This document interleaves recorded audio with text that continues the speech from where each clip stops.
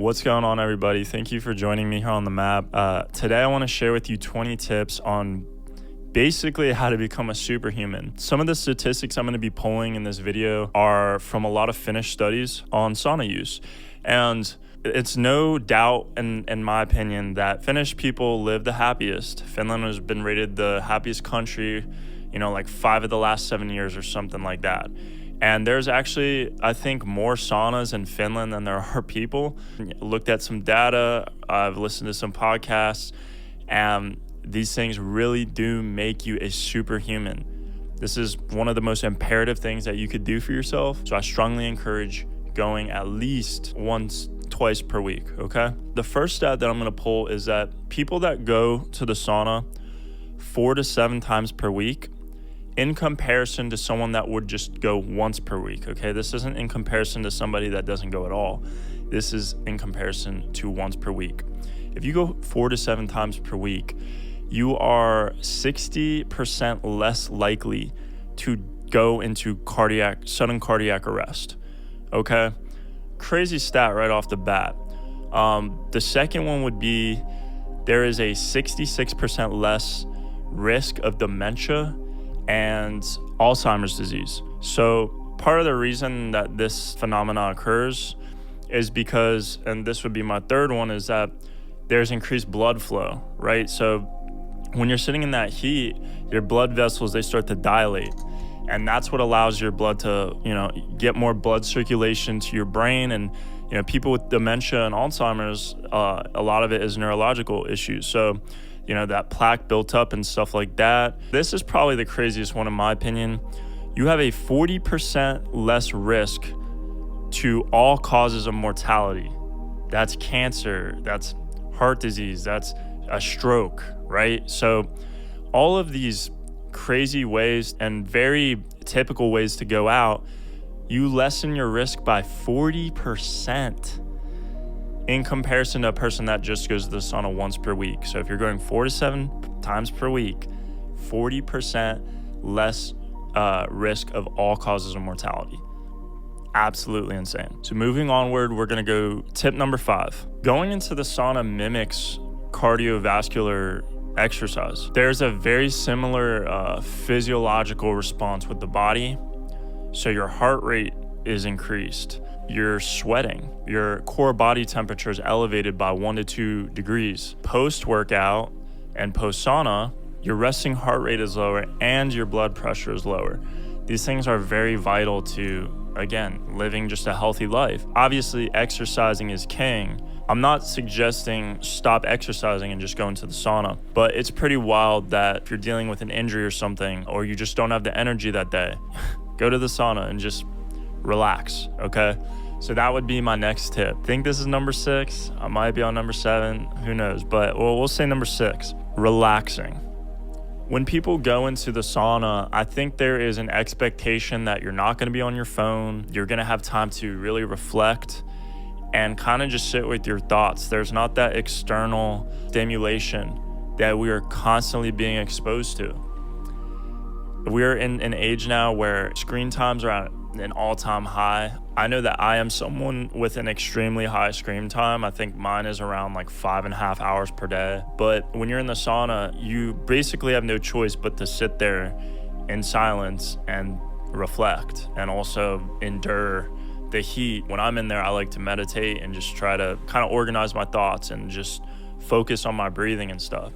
So that would be another perfect reason to go, is that give your brain a second to just shut down. I want to dive into the specifics of the temperature, the humidity, and the length of time that you should be going into the sauna. So typically when it's more robust, you're going to be experiencing the benefits more. The perfect amount of time to go statistically was 19 minutes. Those that went 10 minutes or 11 minutes, a lot of these benefits dropped off by like 75%. So you want to make sure that you're going in for an extended period of time.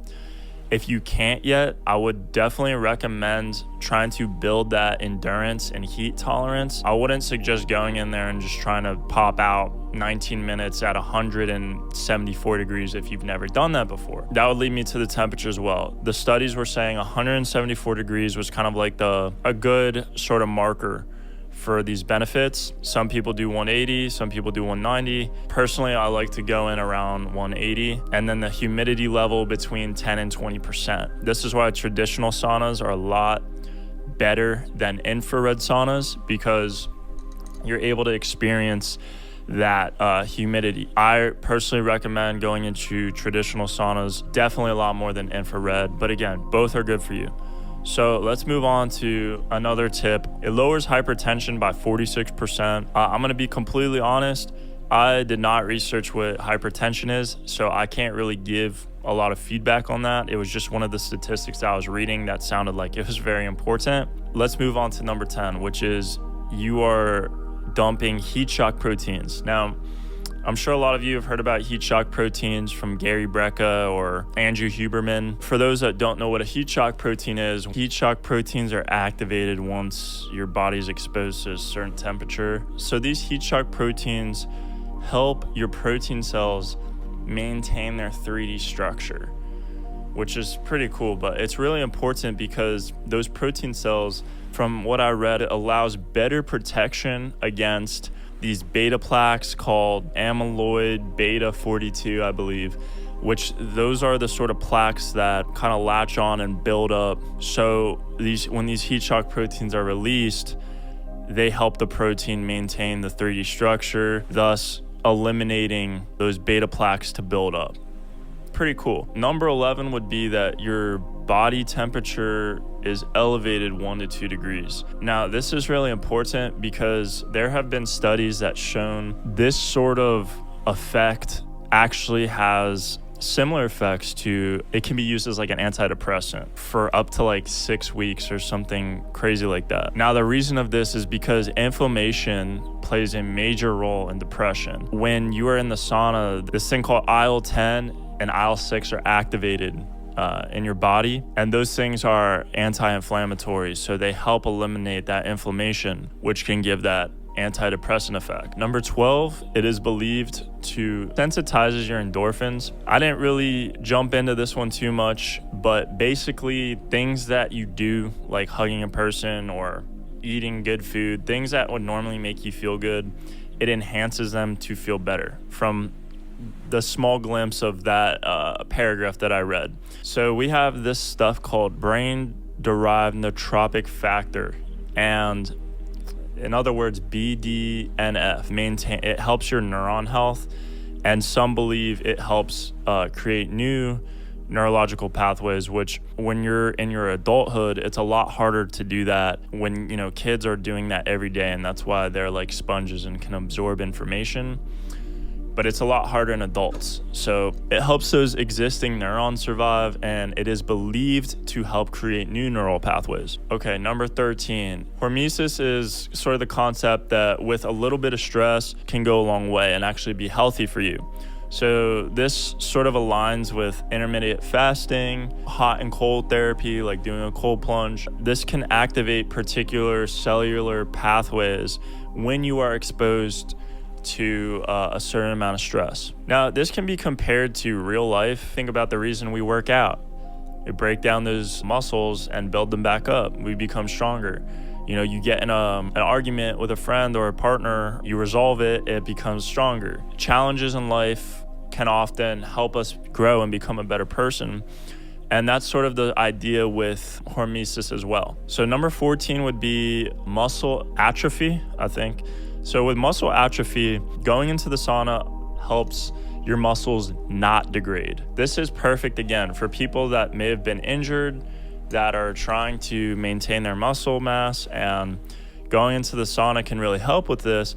And the reason is because those heat shock proteins are activated, so it helps maintain the 3D structure of your protein cells. Number 15, excreted heavy metals. So we are constantly being exposed to aluminum and cambium and all these sort of gross heavy metals, mercury. And when you're in the sauna and you're sweating, it excretes them. I think it was especially found that aluminum and cambium were like the main ones that are basically getting disintegrated by sweating. The number was 122% increase in basically decimating these toxic metals that are in your body. All right, number 16, heart rate variability. Heart rate variability is sort of a marker on how well your heart can respond to stress.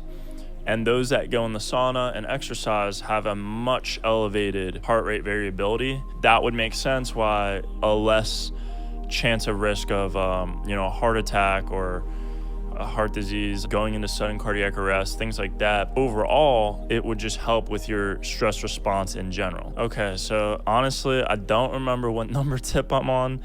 I think I'm probably at like 17. All right, number 17 would be skin. It affects your skin in such a positive way. I mean, I've been, like I mentioned, going the last couple of years, I get a lot of compliments on, oh, you look so healthy, or your skin it looks really nice. A lot of the credit I can give to the sauna. Obviously, diet plays a role in that. Sleep plays a role in it. A skincare routine, I use things like hyaluronic acid and moisturizer and stuff. But the sauna, I would think, is really the biggest variable in my skin looking the way that it does.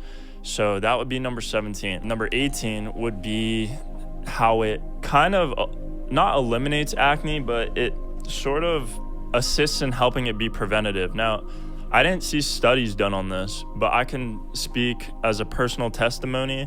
I used to have back acne, and since I've been going into the sauna, that has not occurred. It's pretty much all gone. And again, this is because your pores are being dilated. So a lot of that dirt, heavy metals and stuff, that small amounts of that stuff that can cause those breakouts, it's being diminished from the heat. So I personally haven't experienced almost any acne since I've been going in there. I don't believe there's any studies that show like a direct correlation. Number 19, hydration. A lot of the time, I find it really difficult to keep up with my daily goal of drinking a gallon of water per day. When I go into the sauna, it kind of forces me to be more mindful of my hydration, because you can really start to get dizzy in there when you're not hydrated. So it helps in forcing you, making hydration more a part of your daily routine and making it more habitual. All right, number 20 would be sleep. It really just overall helps you fall asleep quicker, stay asleep longer, increases the quality of your deep sleep. And this is because your melatonin production, once you're out and your body temperature starts to come back down, that is sort of a signal to your body to start producing melatonin. And when we go to sleep, the reason they say it's good to sleep in a colder room is because when our body temperature does drop, it activates the melatonin production. So a mixture of all the things that I listed, between lowering inflammation and helping relieve stress, all of those things attribute to having a better sleep in general. So without further ado, I'm gonna hit the sauna right now, and I'm gonna give you guys one last personal tip on why it helps me. So let's go. All right, guys, so we're in the sauna right now. I recommend bringing in a friend if you can't go through the first 20 minutes. It can be pretty difficult if you're by yourself. When you bring a buddy along, you can have that conversation, and it seems to go by a lot quicker. And also too, for people that have like seasonal depression, I've noticed that a part of it is just because of how chilly it can get outside. And I know we're in a California winter right now, so we're only talking like 55 degrees, but it makes a big difference when you can kind of start your day off with raising that internal body temperature. And for someone like me, that I'm also anemic, that's the word when you're lack of iron, so like your hands and feet get cold. Yeah, so if you're anemic and you're lacking iron, your hands and your feet kind of are just really chilly all the time like me, this is just the perfect way to start the day and get that fire under you and feeling good inside. So bring a buddy in for sure. We'll head back to the podcast now. I'm really happy I got to share these tips. I haven't been making a whole lot of content lately. it's fun to just get back into the swing of things and hopefully provide some information that's valuable.